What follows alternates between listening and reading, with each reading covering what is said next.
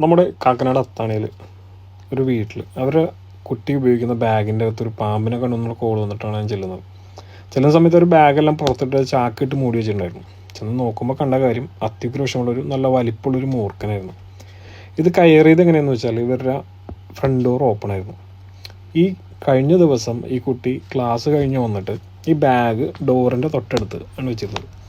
പുറത്തുനിന്ന് പാമ്പ് കണ്ട ബാഗിൻ്റെ അകത്തുള്ള ഹോളാണ്. അതായത് ആദ്യത്തെ സിബ് തുറന്നിടക്കായിരുന്നു. ഇതിൻ്റെ അകത്ത് ബാഗ് കയറിയിരുന്നു. വീട്ടിലെ ജോലിക്കാരി വന്നിട്ട് ബാഗ് എടുത്ത് ടേബിളിലോട്ട് വെക്കാൻ നേരത്ത് സാധാരണക്കുള്ള വെയിറ്റ് കണ്ടപ്പോൾ എന്തോ ഒരു സംശയം തോന്നി.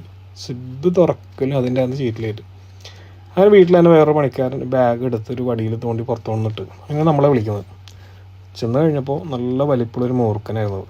ഇങ്ങനെയുള്ള കാര്യങ്ങൾ നമ്മുടെ വീട്ടിൽ സംഭവിക്കാം. എങ്ങനെയാണെന്ന് വെച്ച് കഴിഞ്ഞാൽ നമ്മുടെ വീടിൻ്റെ വാതിൽ നമ്മൾ ആവശ്യമില്ലാത്ത സമയത്ത് വെറുതെ തുറന്നിട്ട് കഴിഞ്ഞാൽ ഇതുപോലെ പാമ്പുകൾ അകത്ത് കയറിക്കാനുള്ള സാധ്യതയുണ്ട്. ഇവരുടെ വീടിനൊരു പ്രത്യേകതയുണ്ട്. ഇവരുടെ വീട്ടിൽ പുറത്ത് ചൂടാണെങ്കിൽ വീടിനകത്ത് ഇത്തിരി തണുപ്പുള്ളൊരു അങ്ങനെയാണ് ആ വീട് ഡിസൈൻ ചെയ്ത് വെച്ചിരിക്കുന്നത്. പാമ്പ് പൊതുവെ അങ്ങനെ ഒരു തണുപ്പ് തേടി വന്നതായിരിക്കാം, അല്ലെങ്കിൽ ഇര തേടി വന്നതായിരിക്കാം. അങ്ങനെ വീടിൻ്റെ അകത്ത് കയറുകയും ബാഗിൻ്റെ അകത്ത് ഈ പാമ്പ് കയറുകയും ചെയ്തു. അതേസമയം ഈ കുട്ടി അറിയാതെ കൈയിടുകയാണെങ്കിൽ വീട്ടിൽ വേറെ കൈയിടുകയാണെങ്കിൽ എന്തായാലും കടി കിട്ടും. നല്ല അപകടത്തിന് സാധ്യതയുണ്ട്.